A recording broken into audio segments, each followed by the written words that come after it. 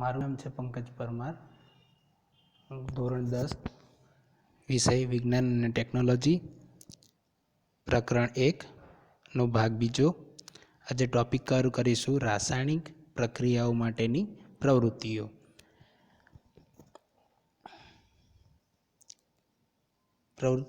આગળ આપણે પ્રવૃત્તિ 1.1 અને 1.2 જોઈ ગયા. પ્રવૃત્તિ 1.1માં આપણે મેગ્નેશિયમ પટ્ટીના દહનથી બનતો મેગ્નેશિયમ ઓક્સાઇડ વિશે જોયું. પ્રવૃત્તિ 2માં આપણે લેડ નાઇટ્રેટ અને પોટેશિયમ આયોડાઇડથી બનતું લેડ આયોડાઇડનું સમીકરણ આપણે જોયું. હવે આપણે પ્રવૃત્તિ 1.3 જોવી છે. તો એક કોનિકલ ફ્લાસ્ક અથવા કસનળીમાં થોડાક ઝીંકના દાણા લો. તેમાં મંદ હાઇડ્રોક્લોરિક એસિડ અથવા મંદ સલ્ફ્યુરિક એસિડ ઉમેરો, જે આકૃતિ અહીં બતાવી છે. ચેતવણી: એસિડનો ઉપયોગ સાવચેતીથી કરો. તમને ઝીંકના દાણાની ફરતે શું કંઈ થઈ રહ્યું હોય તેવું દેખાય છે? કોનિકલ ફ્લાસ્ક અથવા કસનળીને સ્પર્શ કરો. શું તાપમાન કોઈ ફેરફાર થાય છે? તો હવે આ પ્રવૃત્તિને આપણે સમજીએ. તો આકૃતિમાં અહીંયા જુઓ કે એક કોનિકલ ફ્લાસ્ક લીધો છે, કાં તો તમે કસનળી પણ લઈ શકો. તો કોનિકલ ફ્લાસ્કની અંદર મંદ સલ્ફ્યુરિક એસિડ અથવા તો મંદ હાઇડ્રોક્લોરિક એસિડ, જે આપણે ધોરણ 9માં બંનેના સૂત્ર જોઈ ગયા છે. હાઇડ્રોક્લોરિકનું સૂત્ર છે HCl, બરાબર છે, અને સલ્ફ્યુરિક એસિડનું સૂત્ર છે H2SO4, બરાબર છે, H2SO4. તો આ બંનેમાંથી કોઈ પણ મંદ લેવાના છે, બરાબર છે, મંદ કોઈ પણ લઈ શકીએ. તેની અંદર H2SO4 અથવા તો હાઇડ્રોક્લોરિક એસિડની અંદર દાણાદાર ઝીંકનું પણ અણુસૂત્ર આપણે જોઈ ગયા છે Zn, બરાબર છે. આ બંનેને મંદ સલ્ફ્યુરિક એસિડ અથવા તો મંદ હાઇડ્રોક્લોરિક એસિડની અંદર દાણાદાર ઝીંકનો ઉમેરવાનો કોનિકલ ફ્લાસ્કની અંદર. પછી એમ કે છે દાણાદાર ઝીંકની અંદર શું થાય છે, એની આજુબાજુ શું થાય છે, કોનિકલ ફ્લાસ્કને સ્પર્શ કરતાં શું થાય છે અને તાપમાન કેવું છે, તો એની વાત કરવી છે.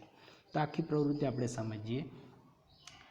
તો અહીંયા જો આ જે કોનિકલ ફ્લાસ્કમાં અહીંયા શું લીધું છે, મંદ સલ્ફ્યુરિક એસિડ. તો મંદ સલ્ફ્યુરિક એસિડની વાત કરીએ તો મંદ સલ્ફ્યુરિક એસિડમાં જ્યારે દાણાદાર ઝીંક નાખીએ ત્યારે તમને ઝીંકના દાણાની ફરતે શું દેખાય છે? તો ઝીંકના ટુકડાની આસપાસ શું દેખાય? તો ઝીંકના ટુકડાની આસપાસ, દાણાની આસપાસ ટુકડાની આસપાસ આપણાને પરપોટા દેખાય છે. વાયુના પરપોટા દેખાશે. શું દેખાશે? વાયુના પરપોટા. આ પરપોટા શેના હશે? તો એટલે કોઈ વાયુ ઉત્પન્ન થતો હશે. તો એ વાયુ કયો હશે? તો એ વાયુ હશે હાઇડ્રોજન વાયુ. કયો હશે? હાઇડ્રોજન વાયુ. એટલે કે જે આ દાણાદાર ઝીંકની આજુબાજુ જે પરપોટા ઉત્પન્ન થાય છે, જે વાયુ ઉત્પન્ન થાય છે, કયો છે? હાઇડ્રોજન વાયુ. અને આકૃતિમાં અહીં જોઈ શકો છો હાઇડ્રોજન વાયુ, બરાબર છે. પછી કહે છે કોનિકલ ફ્લાસ્ક અથવા તો આપણે કસનળી લીધી તો કસનળી, તો શું સ્પર્શ કરો ત્યારે શું થાય છે?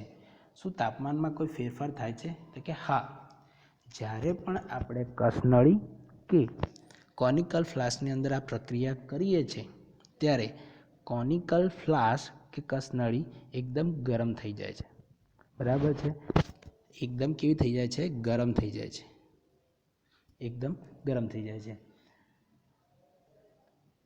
અને આજે હવે અહીંયા પ્રક્રિયા થાય છે તો આપણને કોનિકલ ફ્લાસ્કને કેવું લાગે છે? ગરમ લાગે છે. એનો મતલબ કે આ પ્રક્રિયા દરમિયાન કંઈ ઉષ્મા મુક્ત થઈ છે. શું થઈ છે? ઉષ્મા મુક્ત થઈ છે. તો આ ઉષ્મા મુક્ત થઈ અને તો આવી પ્રક્રિયાને કેવી પ્રક્રિયા કહેવાય? તો એવી પ્રક્રિયાને કહેવાય ઉષ્માક્ષેપક. કેવી કહેવાય? ઉષ્માક્ષેપક. આવી પ્રક્રિયાને કહેવાય ઉષ્માક્ષેપક પ્રક્રિયા, બરાબર છે મિત્રો. હવે આગળ જોઈએ. હવે જેમ આગળ આપણે બે પ્રવૃત્તિઓના સમીકરણ લખ્યા છે તેમ આના પણ કોઈ સમીકરણ બનતા હશે. તો ચલો અહીંયા આપણે કયો લીધા છે? મંદ સલ્ફ્યુરિક એસિડ અને ઝીંકના ટુકડા, દાણાદાર ઝીંકના ટુકડા, તો એમનું સમીકરણ બનાવીએ. તો મંદ સલ્ફ્યુરિક એસિડનું આપણે સૂત્ર લખીશું H2SO4. બરાબર છે. હવે એ કયા સ્વરૂપે છે? જલીય સ્વરૂપે છે. તો શું લખાશે? એક્વસ. શું લખાય? એક્વસ. વત્તા એની અંદર આપણે શું ઉમેર્યું? દાણાદાર ઝીંક, તો Zn. હવે દાણાદાર ઝીંકના ટુકડા કેવા હતા? ઘન સ્વરૂપે હતા, તો એટલે શું થશે? સોલિડ સ્વરૂપે છે. કયા સ્વરૂપે? સોલિડ. હવે એ આપણને શું આપશે? તો આખું સમીકરણ બનાવીએ. આપણે 9મા ધોરણમાં ભણી ગયા તો કે Znનો વીજભાર ઉપર કેટલો હોય? તો એ Zn+2, અને હાઇડ્રોજન અહીંયા SO4 2- એ પણ આપણે ધોરણ 9માં જોઈ ગયા. તો આ બંને સંયોજાશે અને બનશે ZnSO4. ZnSO4 અને દ્રાવણમાં હશે. હવે વધ્યો હાઇડ્રોજન, તો હાઇડ્રોજન એકલો છૂટો પડશે અને કયા સ્વરૂપે હશે? વાયુ સ્વરૂપે. કયા સ્વરૂપે હશે? વાયુ સ્વરૂપે. તો આ પ્રક્રિયા કંઈક આવી બનશે. H2SO4 એટલે કે મંદ સલ્ફ્યુરિક એસિડ વત્તા હાઇડ્રોજન બનતા ઝીંકના ટુકડા, જ્યારે બંનેનો ભેગા કરવામાં આવે છે, એ બંને વચ્ચે પ્રક્રિયા થાય છે, ત્યારે ઝીંક સલ્ફેટ અને હાઇડ્રોજન વાયુ ઉત્પન્ન થાય છે. બરાબર છે.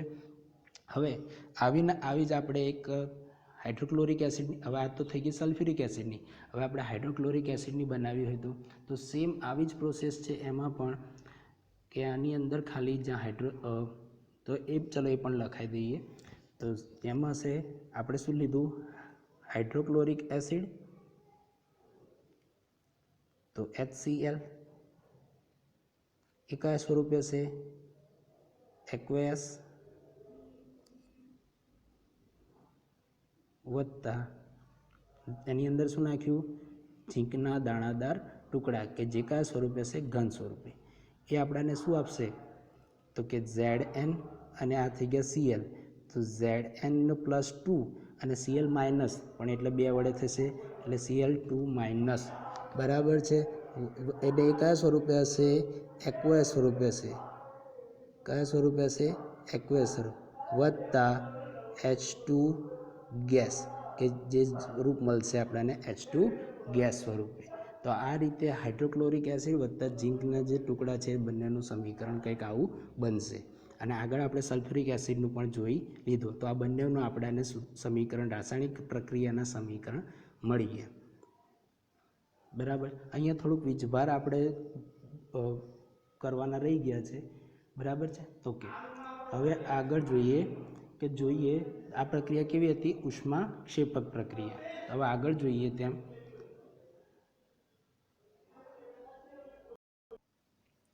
તો આ પ્રક્રિયા થઈ કે જ્યારે હાઇડ્રોક્લોરિક એસિડ, મંદ હાઇડ્રોક્લોરિક એસિડ લઈએ કે મંદ સલ્ફ્યુરિક એસિડ લઈએ, અને તેની અથવા તો એ બંનેમાંથી જે પણ આપણે દ્રાવણ લીધા હોય, અને બંનેમાંથી કોઈ એકમાં જો દાણાદાર ઝીંકના ટુકડા નાખવામાં આવે, તો એ પ્રક્રિયા દરમિયાન આપણને શું ઉત્પન્ન થાય છે? હાઇડ્રોજન વાયુ ઉત્પન્ન થાય છે. બરાબર છે. તો હવે આ દરેક પ્રક્રિયાઓમાં આપણે કંઈક ને કંઈક ફેરફાર આવતા જોઈએ. જેમ કે આપણે પહેલી પ્રક્રિયામાં જોયું હતું કે પદાર્થની ભૌતિક અવસ્થામાં બદલાવ આવે છે. બરાબર, કે રંગ બદલાઈ જાય છે. બરાબર છે, કે કોઈ પણ જાતનો કંઈ ફેરફાર આવે છે. બીજી પ્રક્રિયામાં જોયું કે તેની અવસ્થાઓમાં ચેન્જ આવે છે, કાં તો એના રંગમાં પરિવર્તન આવે છે. બરાબર. અને અહીંયા પણ આપણે એવું કંઈક જોવા મળ્યું. તો આ રાસાયણિક પ્રક્રિયાઓ થાય તો તે દરમિયાન કેવા ફેરફાર થાય છે, હવે એની માહિતી મેળવીએ. કે જ્યારે પણ અહીંયા જો ઉપરયુક્ત ત્રણેય પરિસ્થિતિ દરમિયાન, ઉપરયુક્ત ત્રણેય પ્રવૃત્તિ આધારે આપણે કહી શકીએ છીએ કે નીચે દર્શાવેલ અવલોકનો પૈકી કોઈ પણ અવલોકનની મદદથી કોઈ રાસાયણિક પ્રક્રિયા થઈ છે તેમ નક્કી કરી શકાય છે. આ અવસ્થામાં એક તો કઈ જો રાસાયણિક પ્રક્રિયા થાય તો કયા પરિવર્તન થાય? તો એક, અવસ્થામાં પરિવર્તન થવું. શેમાં પરિવર્તન થવું? અવસ્થામાં પરિવર્તન થવું. જેમ કે ઘનમાંથી પ્રવાહી, પ્રવાહીમાંથી વાયુ, કે વાયુમાંથી ઘન, કોઈ પણ આવા જે અવસ્થાઓમાં ફેરફાર થાય છે તે અવસ્થામાં પરિવર્તન થવું. બીજું, રંગમાં પરિવર્તન થવું. રંગમાં પરિવર્તન થવું એટલે કે લાલમાંથી લીલો, પીળો, કોઈ પણ જે રંગ બને છે જેમ કે આપણે બીજી પ્રવૃત્તિમાં જોયું હતું કે લેડ આયોડાઇડ એનો રંગ પીળો હતો, જ્યારે લેડ નાઇટ્રેટનો રંગ સફેદ હતો. બરાબર છે. તો ત્યાં રંગનો પરિવર્તન જોવા મળે, તો તેથી આપણે એવું કહી શકીએ કે ત્યાં રાસાયણિક પ્રક્રિયા થઈ છે. અને વાયુ ઉદ્ભવ, તો આપણે ત્રીજી પ્રવૃત્તિ જોઈ તો તેમાં હાઇડ્રોજન વાયુનો ઉદ્ભવ થયો હતો. બરાબર છે. તો એ પ્રક્રિયાને પણ આપણે કહી શકીએ કે ત્યાં કોઈ પણ જાતની રાસાયણિક પ્રક્રિયા થઈ છે. પછી તાપમાનમાં પરિવર્તન, તો ત્રીજી પ્રવૃત્તિ જ્યારે આપણે જોઈ કોનિકલ ફ્લાસ્કવાળી, તો એમાં પણ આપણે જોયું કે ત્યાં કોનિકલ ફ્લાસ્ક એકદમ ગરમ થઈ જતો હતો. તો ત્યાં એ પ્રક્રિયા કેવી હતી? ઉષ્માક્ષેપક પ્રક્રિયા. અને તેથી ત્યાં આપણને ખબર પડે છે કે ત્યાં તાપમાનમાં પરિવર્તન જોવા મળે છે. તો તાપમાનમાં પરિવર્તન પણ એવું સૂચવે છે કે ત્યાં કોઈ જાતની રાસાયણિક પ્રક્રિયા થઈ છે. તો હવે આપણને ખ્યાલ આવી જાય છે કે કોઈ પણ રાસાયણિક પ્રક્રિયા થઈ એ ક્યારે કહેવાય? કે ત્યાં કોઈ જાતનો અવસ્થામાં પરિવર્તન થયો હોય, રંગમાં પરિવર્તન થયો હોય, કે વાયુ ઉદ્ભવ થયો હોય, કે તાપમાનમાં પરિવર્તન થયો હોય. જો આ ચારમાંથી કોઈ ઘટના બનતી દેખાય તો આપણે કહી શકીએ કે ત્યાં રાસાયણિક પ્રક્રિયા થઈ છે. બરાબર છે. તો હવે ફરી એટલે આવો પ્રશ્ન પણ પૂછાઈ શકે. તો પ્રશ્ન એવો બને કે રાસાયણિક પ્રક્રિયા દરમિયાન કેવા કેવા ફેરફાર જોવા મળે છે, અથવા તો કોઈ રાસાયણિક પ્રક્રિયા થાય છે તો કેવા ફેરફાર થશે? બરાબર છે. અથવા તો રાસાયણિક પ્રક્રિયા થઈ છે તો આપણે શેના આધારે કહી શકીએ કે રાસાયણિક પ્રક્રિયા થઈ છે? તો એનો જવાબ એવો થશે કે એક, અવસ્થામાં પરિવર્તન થવો, બીજું રંગમાં પરિવર્તન થવું, ત્રીજું વાયુ ઉદ્ભવ થવો, ચોથું તાપમાન પરિવર્તન થવું. તો આ ચાર જો પરિવર્તન કે ઉદ્ભવ થતો હોય તો આપણે કહી શકીએ કે ત્યાં રાસાયણિક પ્રક્રિયા થાય છે. બરાબર છે. હવે આગળ જોઈએ રાસાયણિક સમીકરણ. હવે રાસાયણિક સમીકરણ કેવી રીતે લખવા? અત્યાર સુધી આપણે લખતા જ આવ્યા છે, પણ તો આપણે એના વિશે થોડુંક સમજણ મેળવી લઈએ. જેમ કે આપણે કોઈ પણ સમીકરણ લખીએ છીએ ત્યારે એક સાઈડ આપણે બધા પ્લસ કરીને, અહીંયા જો અહીં ઉદાહરણ દેખાય છે તો એક બાજુ પ્લસ કરીને આપણે લખતા હોય, અને આગળ જે આપણે સમીકરણો લખ્યા તે દરેક સમીકરણમાં આપણે જોતા તો એક બાજુ પ્લસ કરીને બીજી બાજુ આપણને બીજા કોઈ નીપજ મળતી હતી. બરાબર છે. તો આપણે પ્રક્રિયકો એટલે કે જે પ્રક્રિયા દરમિયાન જે ભાગ લેતા હોય, પ્રક્રિયા દરમિયાન જે પ્રક્રિયામાં ભાગ લેતા હોય એને આપણે કહીએ પ્રક્રિયકો. અને જે પ્રક્રિયા થયા પછી આપણને જે પ્રાપ્ત થાય છે એને આપણે કહીએ છીએ નિપજો. અને એમાં એક આપણે એરો તરીકે દર્શાવતા હતા, આ રીતે એરો. તો આ એરો શું દર્શાવે છે? દિશા, કે અહીંથી આ સાઈડની દિશામાં પ્રક્રિયા થાય છે. બરાબર છે. તો એ વસ્તુ અહીંયા આપણે સમજવાનું છે. અને એમાં ડાબી બાજુ શું લખાય? ડાબી બાજુ હંમેશા પ્રક્રિયકો આવે અને જમણી બાજુ હંમેશા શું લખાય? નિપજો લખાય. બરાબર. અને જો કોઈ એડ બીજો વધારાનો ઉત્પન્ન થતો હોય તો પ્લસ દ્વારા, અને જો અંદર કોઈ એડ નાખતા હોય તો અંદર પ્લસ દ્વારા આપણે દર્શાવીએ છીએ. તો આપણે અહીંયા વાંચીએ કે પ્રવૃત્તિ 1.1નું વર્ણન આ મુજબ થઈ શકે કે જ્યારે મેગ્નેશિયમની પટ્ટી હવામાં સળગે છે ત્યારે તે મેગ્નેશિયમ ઓક્સાઇડમાં રૂપાંતરિત થાય છે. આ રાસાયણિક પ્રક્રિયાનું વાક્ય સ્વરૂપ વર્ણન ઘણું લાંબુ થઈ જાય છે. તેને સંક્ષિપ્ત સ્વરૂપે પણ લખી શકાય છે. આમ કરવા માટેનો સૌથી સરળ માર્ગ એ છે કે તેને શાબ્દિક સમીકરણના સ્વરૂપમાં લખવું. ઉપરોક્ત પ્રક્રિયા માટે શાબ્દિક સમીકરણ કેવી રીતે લખાય? જે આપણે જોઈ ગયા હતા એ પ્રવૃત્તિ દરમિયાન આપણે છેલ્લે લખ્યું હતું કે Mg સોલિડ Mg વત્તા ઓક્સિજન 2 એ આપણે એરો સ્વરૂપે પછી આપણે લખ્યું હતું MgO. બરાબર છે. તો એ રાસાયણિક સમીકરણ સ્વરૂપે લખ્યું તો કેટલું ઇઝી થઈ ગયું. અને જો શબ્દો સ્વરૂપે લખવું તો મેગ્નેશિયમની પટ્ટીને હવામાં સળગાવીએ છીએ ત્યારે મેગ્નેશિયમ ઓક્સાઇડમાં રૂપાંતરિત થાય છે. જ્યારે રાસાયણિક સમીકરણ આ રીતે સરળ રીતે લખી શકીએ તો કેટલું સરળ થઈ જાય છે. એટલે મેગ્નેશિયમ વત્તા ઓક્સિજન આ બે આપણે ભાગ લીધો, મેગ્નેશિયમની પટ્ટી લીધી અને એને સળગાય એટલે કે ઓક્સિજનથી સળગે એટલે દહન થાય. અને આ બેની વચ્ચે પ્રક્રિયા થઈ એ આપણને જો દિશા આપે છે કે આ બાજુ પ્રક્રિયા થઈને આપણને શું આપે છે?